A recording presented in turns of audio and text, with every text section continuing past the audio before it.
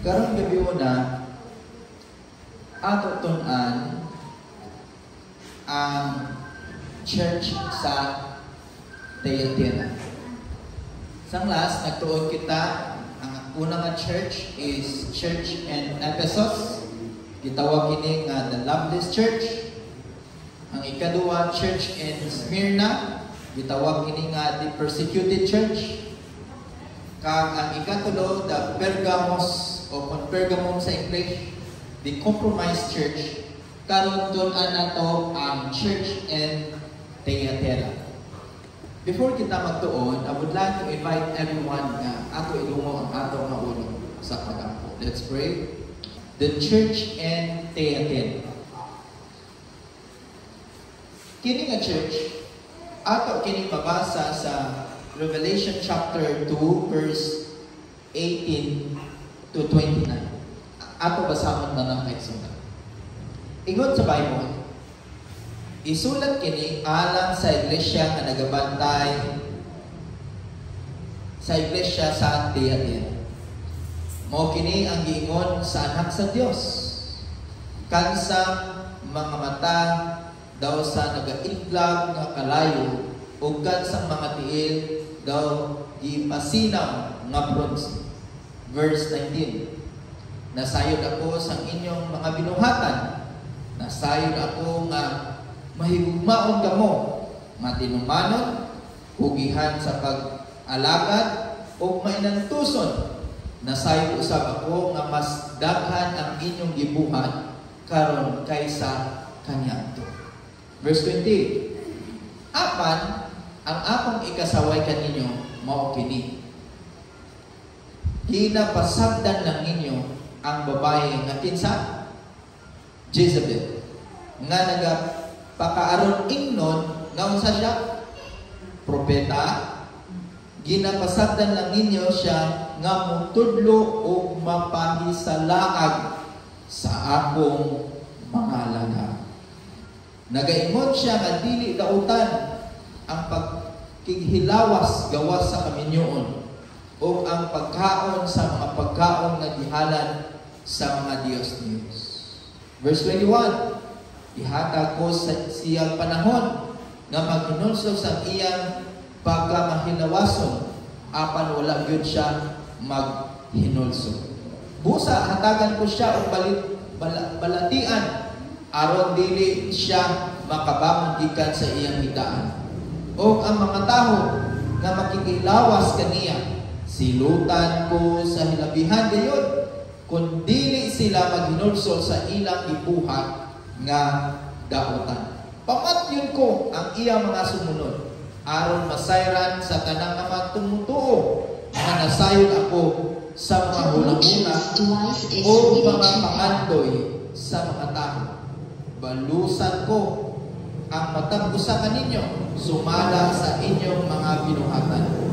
Apan ang uban kaninyo diha sa Thyatira wala gyud mosunod sa mga pagtulon-an kinsa Jezebel. Wala kamo mag-apil-apil ni anang ilang giingon nga lalong nga mga pagtulon-an ni kinsa Satanas. Busa dili ko na dungangan ang mga tulumanon nga kinahanglan ninyong tuman. Padayunan lang ninyo ang inyong maayong binuhatan hangtod sa akong pagbalik. Kay ang madinaugon nga magpadayon sa pagtuman sa akong kabubuton hangtod sa katapusan, hatagan ko o gahom nga sama sa akong nadawat gikan sa akong amahan. Padumalahon ko sila sa mga nasod sa kalibutan o walay gayoy makasupak sa ilang pagdumala. Ang mga nasod ni mahisama lang sa kulot nga ilang dumukon. Ihatag ko usab kanila ang kapugwason.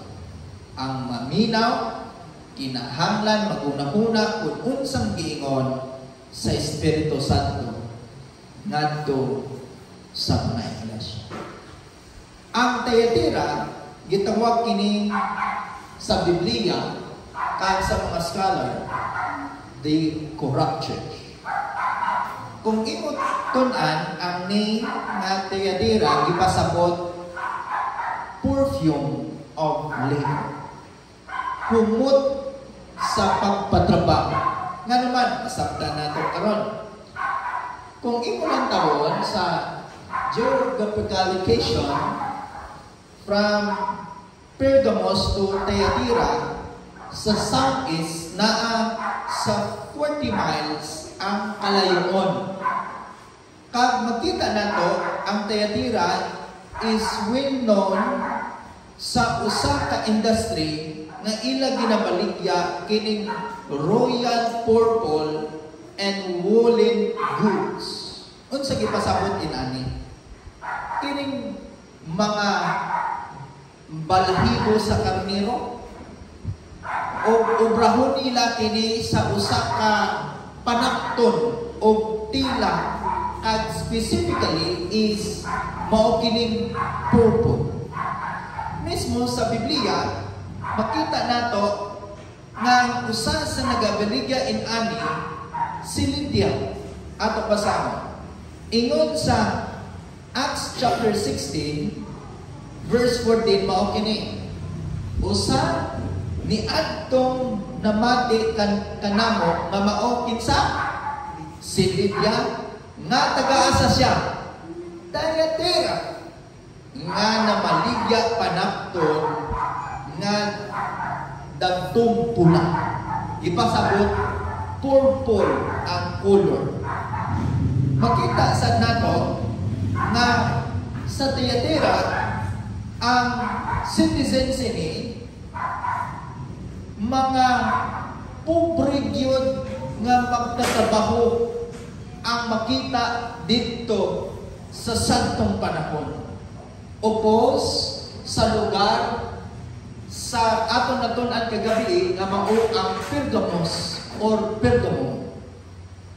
Ang Thyatira naay kini ginatawag sila nga trade guilds.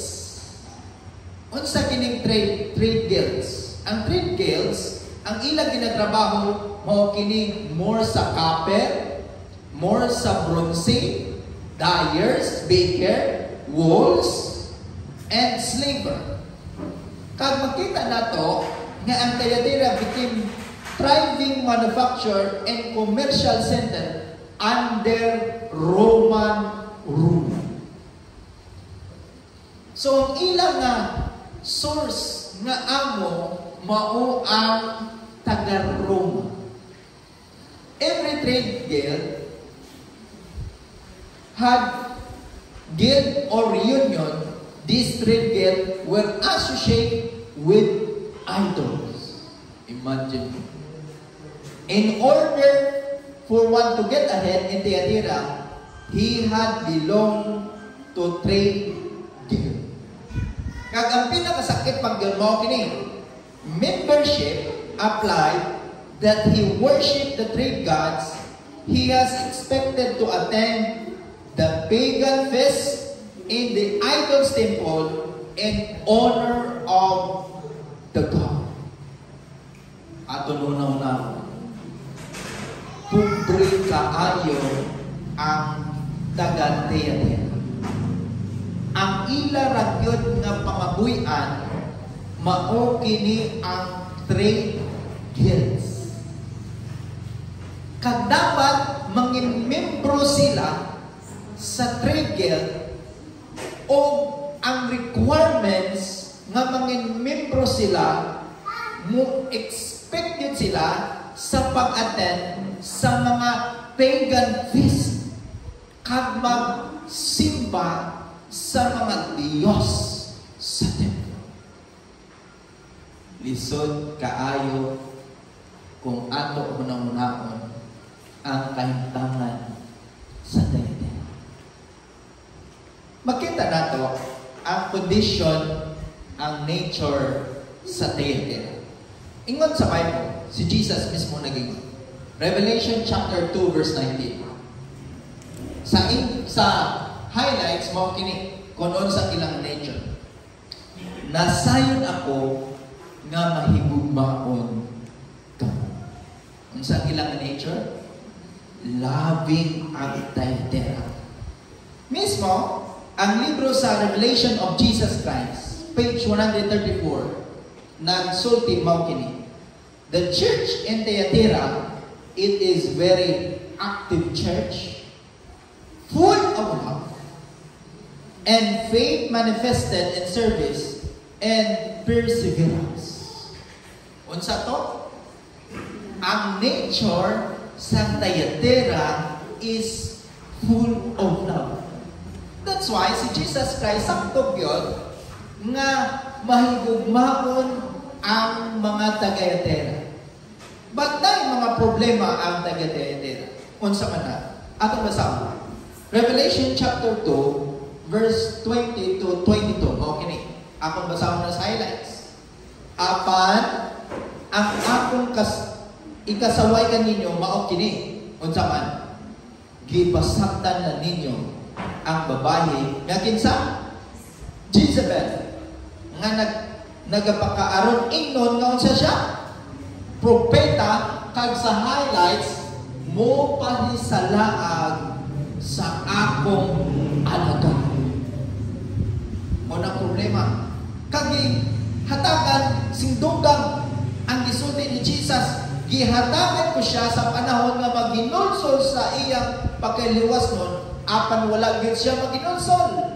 Busa, hatagan ko siya o balatian aron dili na siya makabangon gikan sa iyang higdaman.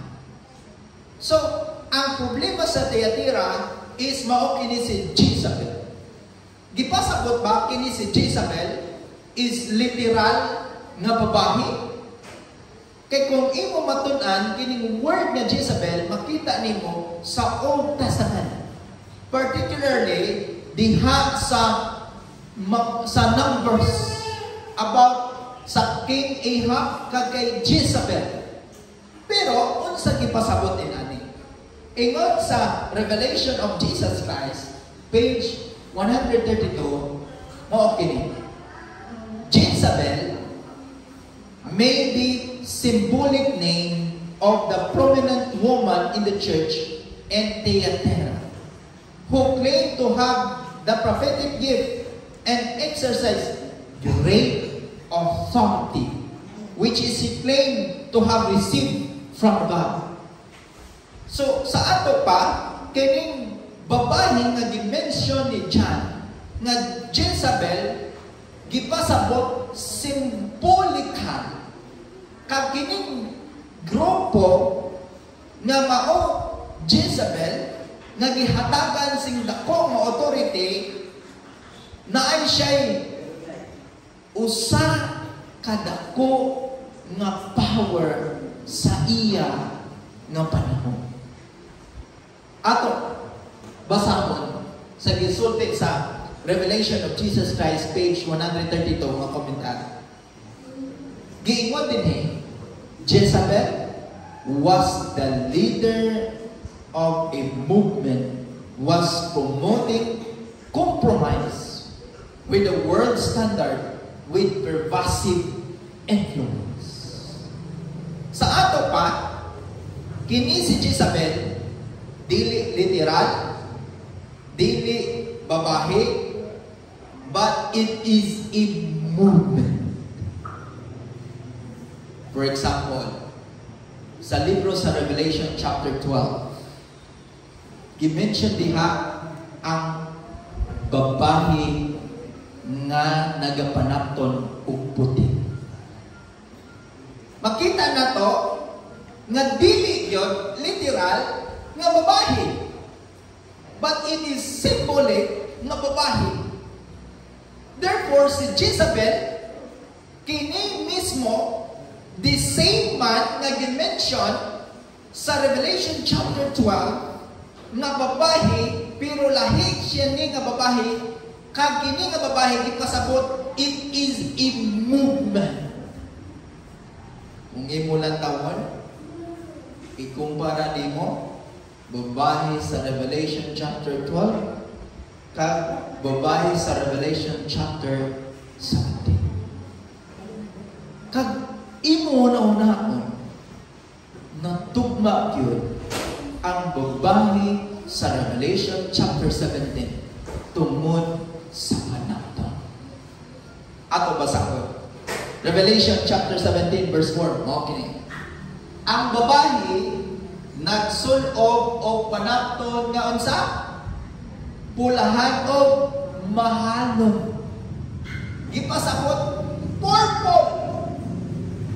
Makita na to nga kini nga babae, it is a movement and it is a great authority nga ni-receive dito under of the Roman Empire.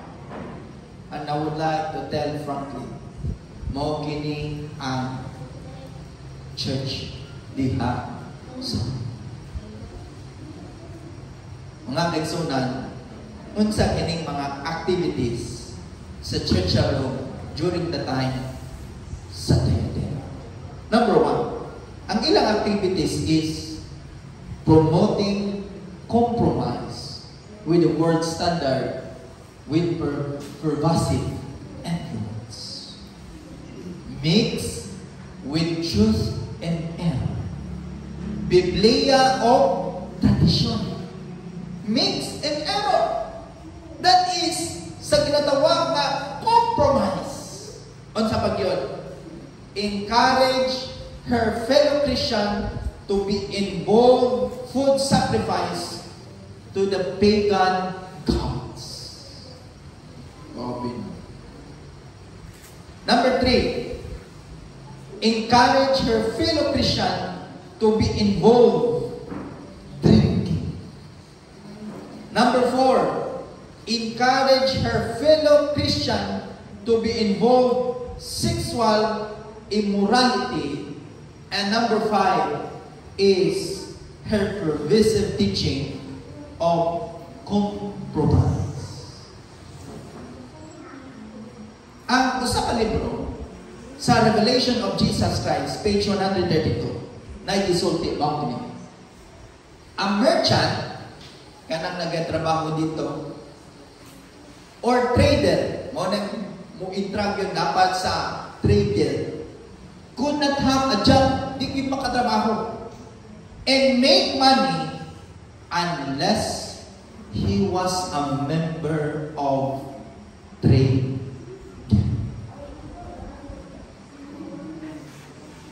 Imagine na to. And this create real problem for the Christian church in Thyatira. For they could not join in a trade guild. Imagine na to. Di ka maka-join tungod di man pwede nga mo worship sa ilang na Diyos. Di mo ka ma-join kay mo offer pa ka sa mga idols. Pero ang problema, kung di mo ka ma-join, makakwarta. That is compromise.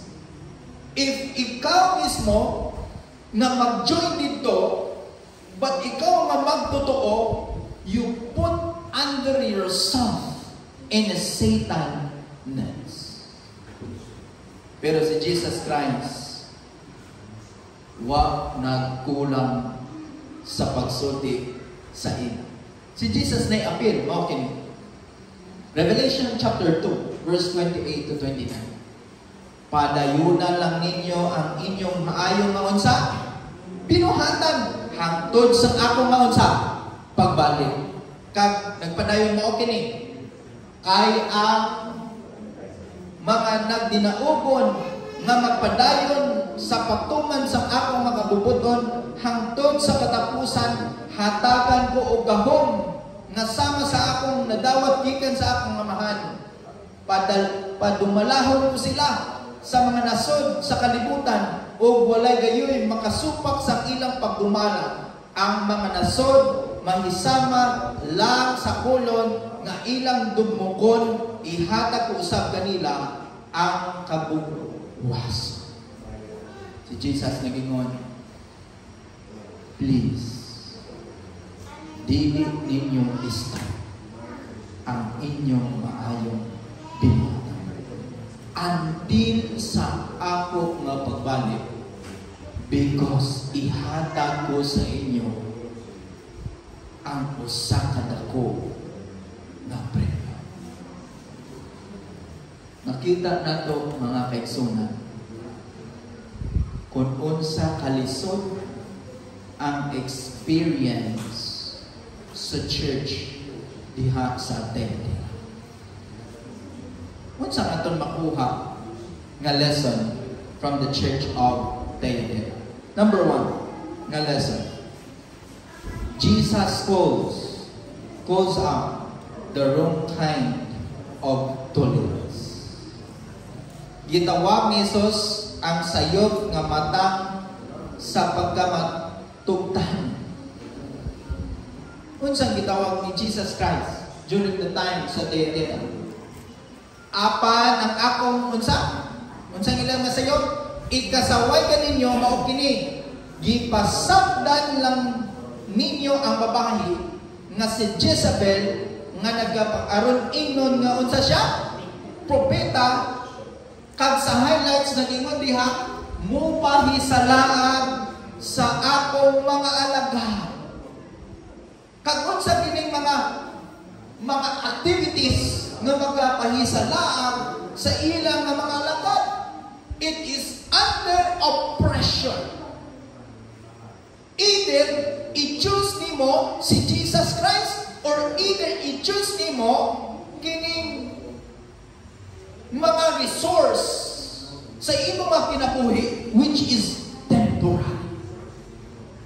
Either i-choose nimo ang gahom ni Jesus Christ or i-choose nimo ang weak na gahom sa kalibutan. Lo and behold, mga kaigsunan, if naako dito, ako yun ma-feel nga lisod yun ang ako nga pagpangabuhi. I tell you, I don't know kung makagwanta ko. I don't know kung makahimo ko sa ginatawag nga pagpadayon sa pagpangalagad sa Ginoo. It because of that kind of pressure, naturally. But si Jesus Christ, nag-ingon mo kini sa 1 Peter chapter 5, verse 9, lig-una ninyo ang inyong pagtuo sa Diyos. Amen? Mga kaigsunan, whatever pressure ang mahitabo sa matag usa sa ato ang kinabuhi, Jesus said, lig-una ang inyong pagtuo sa Diyos. Unsa pa gyud? 1 Corinthians chapter 16 verse 13 sa highlights, barugi ang inyong pagtuo kang Hesukristo. Nganoan si Mrs. White nag-ingon mao kini sa Scripture Manuscript Volume 1 page 201, paragraph 2. As a people, we are to stand firm on the platform of internal truth that has been withstood, test, and trial. Mga kaigsunan, hinumdumi si Daniel nakaparo sa iyang test and trial. Tungod na siya'y pagsabi sa Ginoo. Hinumdumi ang mga amigo ni Daniel nga naka-receive sa miracle because sa pagsabi sa Ginoo. Ayaw wala ang mga kaigsunan ang pagsalig sa Ginoo in the times sa ato ang test and trial. Amen. Number 2, na lesson, makuha nato. Jesus knows the intense pressure you are facing. Ingon sa Revelation chapter 2, verse 24. Ang uban, apan ang uban kaninyo diha sa Tayatira, wala gayon mo sunod sa pagtulon ani kinsa? Jesus. Kung imununahon, kining gihimo ni Jezebel or ato na ragyod kining propaganda sa Roma mo kining ginatawag na trade guild. Bahala ko mapatay ka din ha, di ka makatrabaho, pero kung mujud ka na mo makatrabaho ka o makakawat ka, propaganda na. Ingon sa Revelation of Jesus Christ, page 132, giingon mao kini, a merchant or trader could not have a job and make money unless he was a member of his trade guild. This create a real problem for the Christian in Thyatira, for they could not join a trade guild. Mga kaigsunan, grabe ka-intense kada nga sitwasyon. Lisod kayo kung ano-unahon mga kaigsunan. Kagamuban dito, ma-feel na lang yun kahadlok. But si Jesus Christ, nag-ingon sa matag usa sa ato whether kung nakita intense na mga situation, si Jesus Christ nag-ingon sa Isaiah 41 verse 10, ayaw ka mo kahadlok, kay ako ang imong kauban. What's up yun? Ayaw ka balaka, kay akong imong Diyos, ligunon o tabangan ko ikaw. You know mga kaigsunan, in the times na ma-feel kita hopeless, in the times na ma-feel kita discouraged, in the times na sa diin ma-feel kita giving up sa pagpangalagad sa Ginoo, it because sa ato nga mga trabaho na intense kag sa diin nagahatag sa ato sing kaluya. I would like to tell you, si Jesus Christ magaingon, ayaw kahadlok ug tabangan ko ikaw. Amen. Nayo sa quotation sa kuka favorite nagingon mo, okay, don't worry today, beloved. God will provide. He always does. Whatever your situation today, know that He is with you right now, and you are not alone. Dili ka nag-iisahan because God is with you.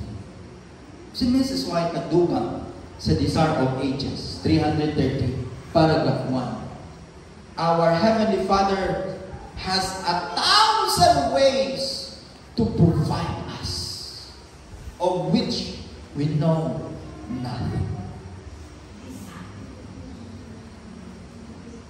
Ako na yung duman, mga kaigsunan.